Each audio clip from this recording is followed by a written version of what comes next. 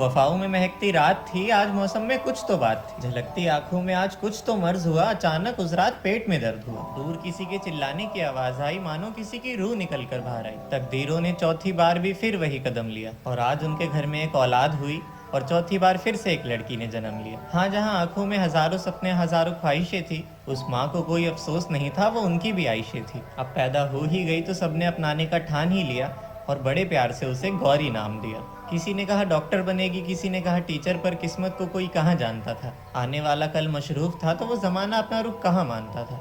दिन गुजरते वक्त न लगा और जवानी का रूप खूब चढ़ा। चारों बहनें सुंदर थी, पर ये किसी अप्सरा जैसी लगती थी। जब जब मुस्कुराती थी तो मानो सोई हूरे भी जगती थी। होठों पे जब भी लाली लगाती थी मानो किसी अप्सरा की मूरत बन जाती थी। रंग इतना गोरा था कि डर लगता था कि कोई छुए तो मैली ना हो जाए। सारे सदके फीके थे उसके आगे कि मानो कोई मर्द चकनाचूर ना हो जाए। दिन गुजरते गए और बड़ी होती गई, जवानी की दहलीज पे मशरूफ होती गई। जान थी कि ये जमाना कितने हैवानों से भरा है। बेखबर थी कि हर एक नशीली आंखों का निशाना उसके सीने पे चढ़ा है। मशरूफ थी कि बेताबी मदहोशी में खो जाती है। आखिर मर्द जात है जिनकी आंखें कभी भी हरी हो जाती है। बड़ी होकर मैडम बनना चाहती थी, हाँ अच्छे से पढ़ लिख लेती थी। जिन भी कलियों में उदासी दिखे वहाँ प्यार के फूल भर देती थी। पर एक दिन दरवाजे से आंधी आती दिखाई दी, जिस दिन उसके चाचा ने दरवाजे पे दस्तक दी। चाचा ना जाने उसे इतना प्यार क्यों करते थे कि जब भी आते थे गोदी में बैठा लेते थे। 18 साल की लड़की को बेटी कहकर गले से लगा लेते थे। खैर, उम्र में तकाजों का कोई जोर नहीं होता, जहाँ बात अपनों पे आती है वहाँ शक का कोई शोर नहीं होता। चाचा ने कहा कि चल घुमा कर लाता हूँ,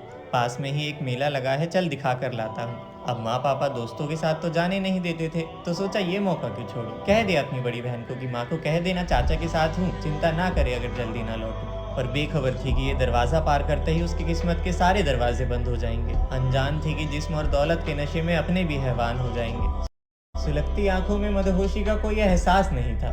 गाड़ी में बैठे बैठे 2 घंटे हुए पर मेले का नामो निशान नहीं था। कुछ देर और करते करते मीलों दूर ले आया और जब उतरे गाड़ी से तो ना जाने उसे क्या सुनाया। मासूमियत का मजाक बना मुस्कुराती नजरें फिर गई। वो हाथ बड़े मजबूत थे और बस चक्कर खाकर गिर गई। अश्कों की नदियां किसी सागर में जाकर मिली, आंख खुली तो किसी कमरे में कैद मिली। अचानक उठी, देखा चारों ओर, लगी भागने न जाने किस ओर। भोली सूरत सा मेहमान किसी हैरान की तरह मुस्कुरा रहा था। देखा दरवाजे के बाहर झाँक कर तो उसका किया जा रहा था सिर्फ और सिर्फ 5 लाख रुपए। दिल के टुकड़े टुकड़े करके किसी कूड़े की तरह सहेज दिया। उसकी अनमोल सी खूबसूरती को बस कुछ रुपयों में बेच दिया। अनजान थी अपने कल से बीते 3 दिन से कुछ नहीं खाया था। पूछती रही पर माँ बाबा का हाल किसी ने नहीं बताया था। किस्मत की ये आंधियां बदनामी के साथ जाग गई। वहां दूसरी तरफ पूरे मोहल्ले में बात फैला दी कि तुम्हारी बेटी भाग गई। मानो सहमी हुई रुखसत ने कोई सदका उतारा और ठीक 4 दिन बाद किसी ने उसे उसके नाम से पुकारा। उठाया बाजुए पकड़कर और कहा, बिन आंसुओं को यूं ही बहना पड़ेगा। अब से यही दीवारें तेरा घर है, तुझे यहीं रहना पड़ेगा। घबराई रोती पूछती कहती, सुनो ना मेरी गलती तो बता दो, कोई तो आओ इन बेड़ियों को हटा दो। जिन आंखों से सदके उतारे उनमें चिंगारी ना बुनी। वो चिल्लाती रही पर किसी ने उसकी ना सुनी। न जाने कौन से जुर्म की सजा दी जा रही थी। आंखों के नीचे कालापन, न जाने कौन से रास्ते पे वो जा रही थी। उसके खूबसूरत से बदन को न जाने कैसे कैसे मर्द चूम कर जाते थे। वो बेजान सी पड़ी रहती थी और जिसे जो करना था वो कर जाते थे। मानो इतने हाथ लगते थे कि उसका शरीर अब गंदा बन गया था। जिसे सब मोहब्बत का नाम देते हैं वो सब करना आज उसका धंधा बन गया था। और बस एक दिन उसने सोच लिया कि अब यही उसका घर होगा, यही उसका परिवार, यही उसकी मंजिल होगी, यही उसका घर बार। न तस्वीर न पता आंखों में बसाकर याद करके खो जाती थी। अपने आशिक को याद करके कभी कभी रो जाती थी। यहीं पर उसकी होली दिवाली बनने लगी, यहीं से वो खुशियों से खिलने लगी। मानो कि किसी कैद पंछी की तरह इबादत थी, क्योंकि उसी कोठे की बस 4 दीवारों में घूमने की इजाजत थी। धीरे धीरे अब इन सब चीजों की आदत सी हो गई थी। ना चाहते हुए भी अब वो उस माहौल में खुश हो गई थी। हाँ, पैसे की कोई कमी तो नहीं होती थी, पर खर्च करने की आज़ादी बिल्कुल नहीं होती थी। अब उसके बात करने का तरीका, उसका पहनावा सब जबरदस्ती बदल सा गया था। आखिर तहजीब में रहती तो जख्म और बढ़ जाता, इसलिए बस रहने ही दिया था। बड़ी आसानी से सब उसको उस नाम से बुलाते थे। कोई क्या जाने उसकी हकीकत, जो सब उसका मजाक बनाते थे। सब अच्छा चल रहा था पर फिर एक बार आंधियों ने करवट बदल ली। न जाने किस गुनाह की सजा थी जो उसे पता चली। और आज मानो भटकता हुआ पंछी किसी बात से लड़ा। देर रात उसे बहुत तेज बुखार चढ़ा, लेकिन फिर भी उसने गले लगा लिया एक नए अनजाने मर्द को। आखिर पेट का सवाल था। दर्द तो एक आदत थी, अब नजरअंदाज करना ही एक हाल था। पर अचानक हालत ज्यादा खराब हो गई। दर्द में वो बिल्कुल बेहाल हो गई। इस काम में 10 साल बीत चुके थे पर आज तक ऐसा मर्ज नहीं हुआ था। कोई तो बताए कि क्या हुआ है, आज तक ऐसा दर्द नहीं हुआ था।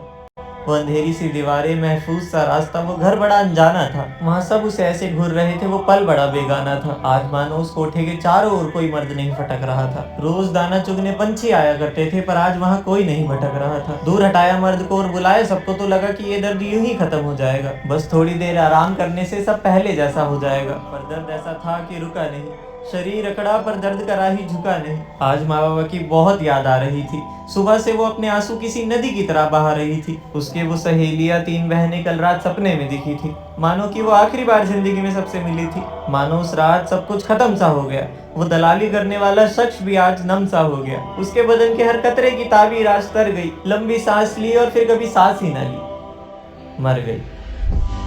इस समाज में उसकी मजबूरी ना जाने किस किस नाम से कहलाई। बेरहमी के सदके चढ़े और वो कभी वापस ही ना आई। यूं ही हम किसी लड़की को देखकर उसके कपड़ों की वजह से या उसके चलने की वजह से उसके कई नाम रख देते हैं। सड़क पे चलती लड़कियों को छेड़ते हैं जब तक वो शर्म से आंखें नीचे नहीं कर लेती। अगर उसने क्रॉप टॉप पहना है तो उसकी कमर से तब तक आंखें नहीं हटती जब तक वो अपने हाथ वहां ना रख ले।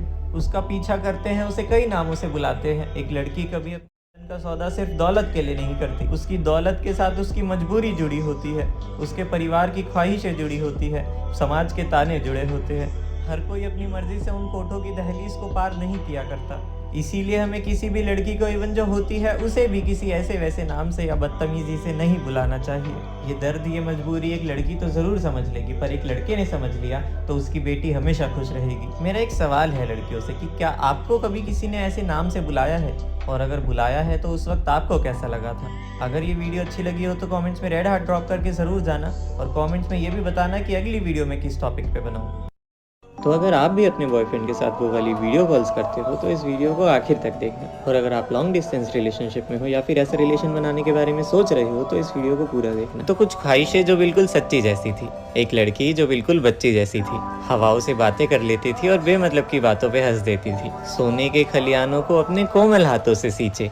उम्र थी अभी 17 साल, मतलब जवानी की दहलीज से सिर्फ एक कदम पीछे। और फिर एक दिन उसे एक मैसेज की आवाज़ आई, लेकिन उस आवाज़ की बंदिशें उसे समझ ही नहीं आई। तो जाने अनजाने में एक लड़के से मुलाकात हुई। हंसी मजाक करते करते प्यार भरी बातें हुई। नाना करते हुए भी दोनों एक दूसरे के करीब आ गए।